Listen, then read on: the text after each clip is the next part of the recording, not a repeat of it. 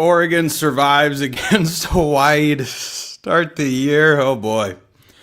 Oh boy. When does Jackson Shelstad get back?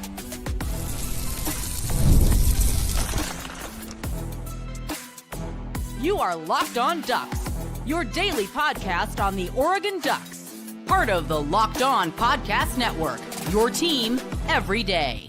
Yes, it's that time once again for a reaction episode of Locked On Ducks. I'm your host, Spencer McLaughlin. Thank you all so much for making this your first listen or your first view post Oregon's stressful win over Hawaii 60-59. It's part of the Locked On Podcast Network, your team every day, your number one source to stay up to date with the Ducks. I will indeed have a football show for you that I'm going to tape after react to whatever in the world we just watch. So let's get into it. Oregon beats Hawaii. That's the good news. All right, let's start with the positive. Oregon wins. And these sorts of games, when you look back at Oregon's tournament resume, hopefully come March, these are the games you have to be able to look back and just say they found a way to win. Just whatever it took, whatever was needed, just find a way.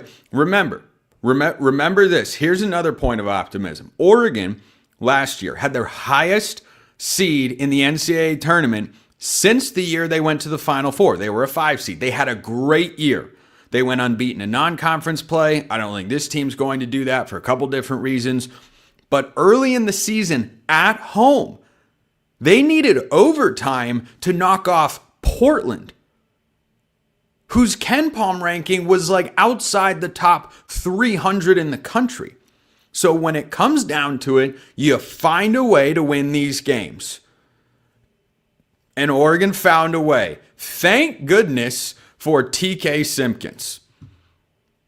They were calling him Takai on the broadcast. I thought he went by TK. Either way, Takai Simpkins saved the day for Oregon. 18 points. He looks like a guy. The final sequence, Oregon had a bunch of different looks at it. They were down by 1 after they'd fouled Hawaii, who split free throws. Oregon had, I believe it was a 13-point lead at one point, 11-point lead. It looked like they were in control about midway through the second half. And then KJ Evans went down with an injury, hoping he is all right. It didn't look good. He went back to the locker room, had no weight on his left leg, and that flipped the game. Not just because he wasn't on the court, but more about the vibe. Hawaii capitalized on it because the air got sucked out of the gym and out of the Oregon bench and the sideline and everybody on the court, because it can be discouraging. It can kind of take you out of the game like, whoa, is our teammate okay? Is he all right? And you don't know the answer to that question. But from that moment on, Hawaii then went on a 14-0 run, tied the game, and Oregon had to sweat that one out. It was really ugly. The offense was terrible.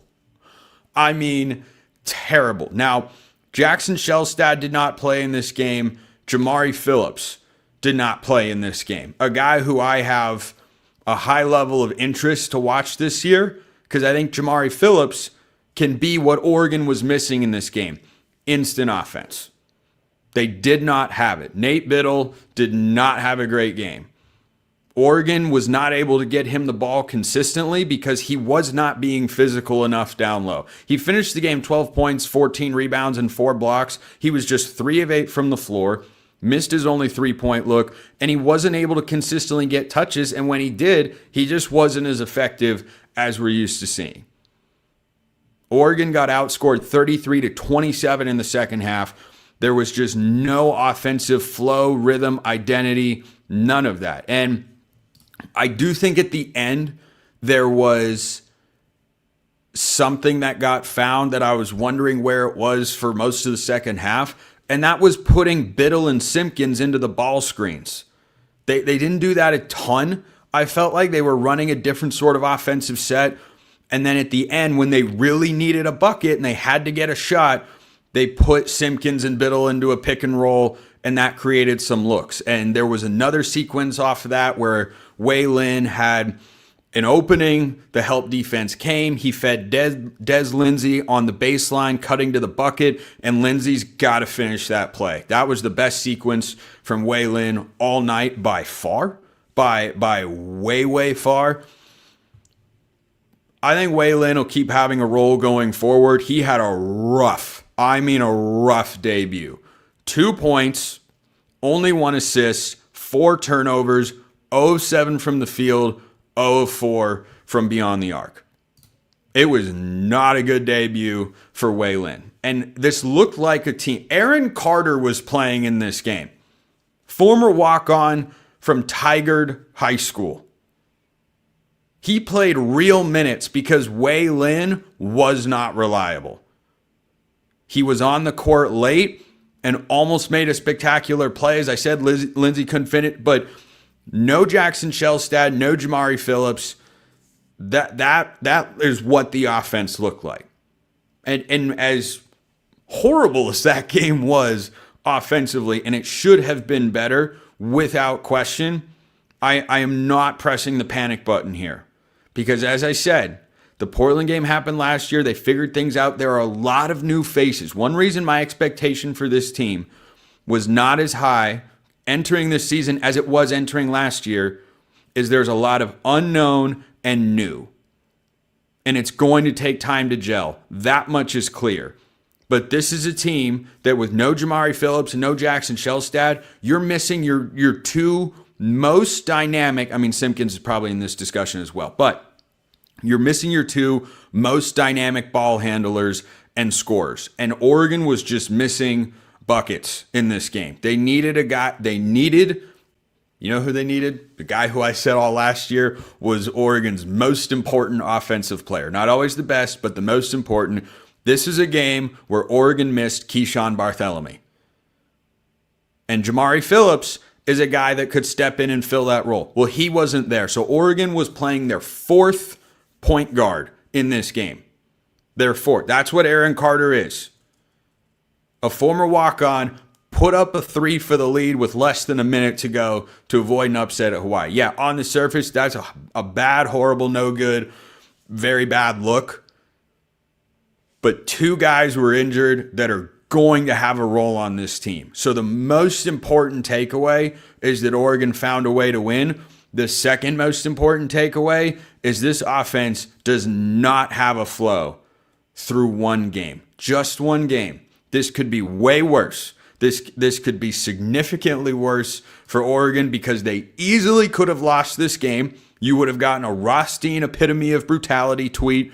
You would have had a lot of negative energy in the gym. Instead, you escaped, you found a way, go get healthy, work through the non-conference, and try to get ready for resume-boosting wins in November in Las Vegas like you had last year. This was not pretty. This was ugly. Oregon found a way. The defense, I got no qualms about Oregon defensively in this game other than the fact that Hawaii, who they're way more athletic than, that was on display. Hawaii had 15 offensive rebounds. That is unacceptable. Unacceptably bad. But overall, found a way to win. Ugly offensive performance. I've got some more thoughts, and I will share them on the show. But keep letting me know your thoughts in the comments below. This is the first time I've gone live after an Oregon regular season basketball game. But you guys reached out and said, hey, would love to have more basketball-centric shows. I'm here for it. So anytime I get the chance to do this, I'll keep rolling it along. But Oregon's 1-0. That's the good news. Just try to appreciate that and also recognize that was a really, really poor performance. So what happens next? And I'll talk about Oregon's defense. First, this episode brought to you by our friends at Mazda. Mazda crafts cars for those who do more than simply move. Mazda delivers confidence with every ride. Unlike the Oregon offense, nothing was confident for Oregon fans watching the offense tonight. But Mazda delivers more IIHS Top Safety Pick awards than anyone else as of August 2025. From footwork to breathwork, athletes sweat all the details, and Mazda brings that same intention to how they craft every model. You can make everyday drives feel like anything but, from smooth handling to intuitive controls and all-wheel drive standard in every crossover SUV. You can drive with confidence through almost any season. Unlike the confidence you probably don't have in Oregon's basketball right now. It can get better. I think it will. I'm just going to keep reinforcing that throughout the show. Very important. Very, very important. Like Oregon's players, they sweat every detail at Mazda because when you make every move count, impossible becomes irrelevant. Mazda, move and be moved. This episode also brought to you by our friends at Peloton. Peloton's shaping the future of fitness with a brand new Peloton Cross-Training Tread Plus powered by Peloton IQ. It's their most advanced equipment yet, designed to give you real-time guidance and endless ways to move, whether you're running, lifting, or cross-training with your favorite instructors. This is training reimagined. Peloton is built for breakthroughs with tools that help you plan, stay motivated, and reach peak performance. You'll love how the Peloton IQ system offers real-time strength coaching. It actually tracks your reps, suggests the right weights, and corrects your form, making every rep safer and smarter. So let yourself run, lift, flex, and push forward. Explore the new Peloton Cross-Training Tread Plus today at onepeloton.com. That's ONEPELOTON.com. Check them out at onepeloton.com.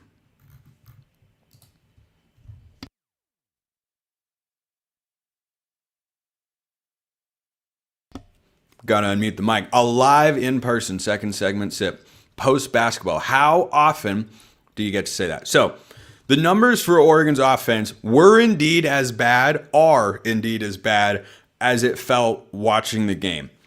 This was a problem that showed up during the scrimmages. Oregon needs to get better at shooting threes, or this is going to be a struggle. I know the Big Ten is not a high-flying, big three-point shooting conference necessarily. That's mostly stereotypical Brant. There are plenty of great shooters in the league. Oregon went 2 for 16. I don't think they took very many bad shots. They were 2 for 16 from beyond the arc. This is horrible. And in the exhibition matches, it was not good either.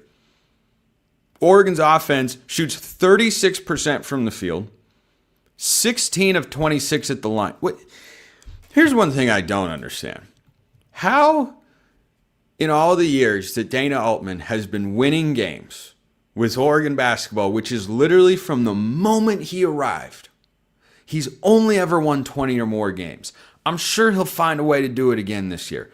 How can he never find good free throw shooting teams?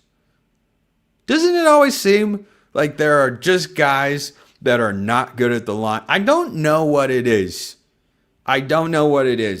But free throws were not good. That's 61.5% as a team, by the way. That is straight up terrible. And hopefully it improves. But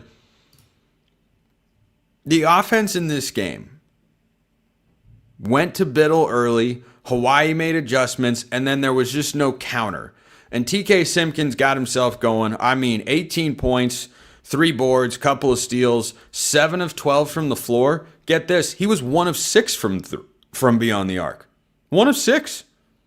Meaning, if we do some quick math, TK Simpkins did not miss a 2-point field goal in this game. He was absolutely critical. Devon Pryor, the Texas transfer, had 9 points, 5 boards, couple of assists. There weren't really any plays or sequences. I continue to be intrigued by Devon Pryor. His physical traits are really, really awesome. He is tall, he is long, he can defend, he can jump, he can rebound. I like Devon Pryor. Get the offense going, he can be a dude. TK Simpkins looks like a dude. TK, Takai, whatever he prefers to go by, we'll see how that goes as the year progresses. But man, Simpkins looks like a dude. You know, one question when you come from a conference like Elon, which I believe is the Big South, and you're making the jump to the Big Ten. Obviously, Oregon's playing a Big West opponent here in Hawaii, but that's still a step up from where he was before. You wonder how it's going to look and how he fits in when you're going against a higher caliber of athlete across the board. Wei Lin struggled with this in a big way, you know, and that's a question I have with international players too, is overseas, there are not as many great players as you find in American college basketball. The United States is the best in the world at basketball. It is not particularly close. It really isn't. So anytime, a guy comes from overseas, I have the same questions as when he comes from a lower level. How do you adjust? How do you adapt? How does your game translate when you have a better caliber of athlete on the court? And Wei Lin struggled in this game. It doesn't mean he will struggle forever. He was 0 for 4 from 3. I know he can shoot. I know he can make plays. His passing ability is awesome. I think he'll continue having a role. But there's going to be an adjustment phase, and we saw it in a rough way. If PFF gave out a grade in this game, Wei Lin probably would have been the lowest graded Duck here against the Rainbow Warriors. So I think for Oregon going forward, they have to get healthy. Shelstad and Phillips need to be there, and they also have to come back and score, shoot the basketball, because, man, it was just rough, and you need KJ Evans to be healthy as well. However, let me talk about the guy that backs him up.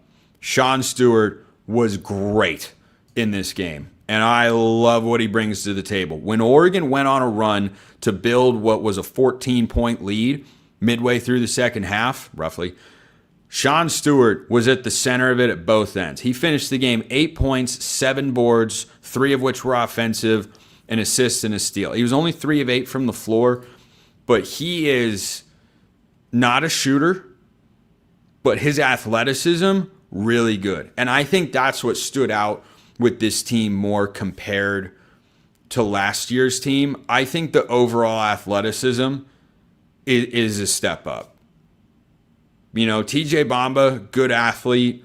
Last year's starting 5, you had Bamba in there with Shelstad and Bartholomew, really. Sometimes Bartholomew came off the bench, and sometimes it was Bam Tracy. And then you had Brandon Angel, and then Evans came off the bench, and then you had Nate Biddle. I think that the athleticism of this team, like when Shelstad gets back, who's an athletic guy, he's really quick and an explosive athlete, as we know. The 4 that'll be with him will be Simpkins, Pryor, hopefully KJ Evans, either him or Sean Stewart with Nate Biddle. That is a long athletic 5. And we know Dana Altman's teams, there was about a 2-year fluctuation where it went in the other direction, but they've gotten back to being defensively oriented. This team can do that because you've got a lot of guys that can really go and play legit defense. And I think Pryor is one of those guys. I think Simpkins works at that end of the floor. We know what Nate Biddle is, and Sean Stewart's athleticism, it's a presence. And one thing last year with the rotation of Oregon's bigs, Evans and Biddle, we know, are elite shot blockers, both of them. Evans showed that tonight. Really hope he's okay. His defense is so fun to watch. Offense, to me, looks about the same. I saw some people on Twitter giving him credit for, oh, man, he looks better. I was not as bullish on KJ Evans' offense in this game. Defensively, though, phenomenal, as always. So Biddle and Evans, elite. But last year, you went to Brandon Angel and Supreme Cook, who did some nice things, but gave you more at the offensive end. There's not a big defensive drop-off. There's some.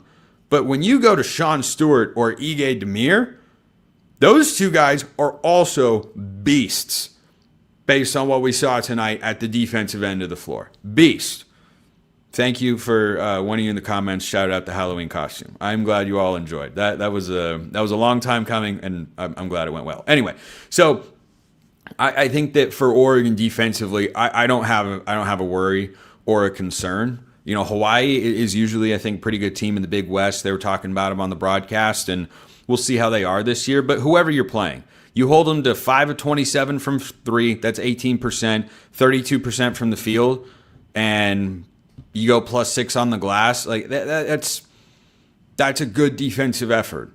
It is the offense where we have a lot of questions. Is everything going to run through Simpkins going forward? And Wei Lin's a complimentary guy? Or how quickly does Jackson Shelstad get back? That's my top offensive question, honestly. How quickly does Jackson Shelstad return? They needed a guy who could shoot. They needed a guy who could make plays. And Oregon needs to run more pick and roll. I'm not saying it's the only thing they should ever do, but the offensive sets that they run are very big man dependent, and they need someone to feed him the ball. Oregon was not very sharp with their entry passes in this game. Their next game is on Friday against Rice. Oregon's offense needs to be much better. I got no issues with defense. I really don't. I really, really don't. Because that defense just looks how it's been in recent years, and it looks athletic and long, and they're committed at that end, and they're gelling. But they're going to need some time. And the non-conference slate has got Rice, South Dakota State, and Oregon State. You have got 3 games. I believe they are all at home. You have got 3 more games to figure things out, whether that's getting healthy, gelling better, figuring out how to shoot better. Again, I don't think the shot selection was bad, which is honestly more concerning. I'd be less concerned with the 3-point output if they just weren't taking good shots, because figure out how to take good shots and maybe they'll go down. No, Oregon's taking good shots. They're just not hitting any threes. They didn't do it a lot in the exhibition games. They did not do it tonight against Hawaii. You've got 3 games to get it right, and then stuff is going to get very real. Very, very real. You go Auburn. I will be there in Vegas on November 24th. Would love to see some of you guys there. And then you play San Diego State. There might be a 3rd game in there if they win those first 2. I think last year they played 3 games in the Players Era tournament. But you got those 2, and then a couple of Big Ten games in early December against USC and at UCLA. So, and then you have the non-conference game against Gonzaga on December 21st. Like those are the marquee games until big play begins in earnest that I'm not expecting or saying Oregon needs to go win them all like they did last year. Obviously, it'd be great, but you have to win some of them. You have to win some of them if you are going to get yourself into a position where you're a top 6 or 7 seed in the NCAA tournament. So it's great they got the win, but boy, there is a lot to work on at the offensive end of the floor. And a big chunk of that, as I mentioned, is getting healthy. Because I was wondering, man, why is Aaron Carter playing? No, and then I realized, oh wait, Jamari Phillips is in street clothes. I think his presence was missed. We'll see. I still don't know what he's going to be able to do in his career, because he didn't play a whole heck of a lot last season. But it feels like there's an opportunity to get on the court and score. If you can shoot and score, you can find a way onto the floor for this Oregon team. So there is your Game 1 basketball reaction show. I will do as many of these as I can. Should be able to do it on Friday against Rice as well, hopefully with a more chipper tone. Appreciate everyone listening. I'll see you next time. Till then, hope you all have a wonderful rest of your day, and go Ducks.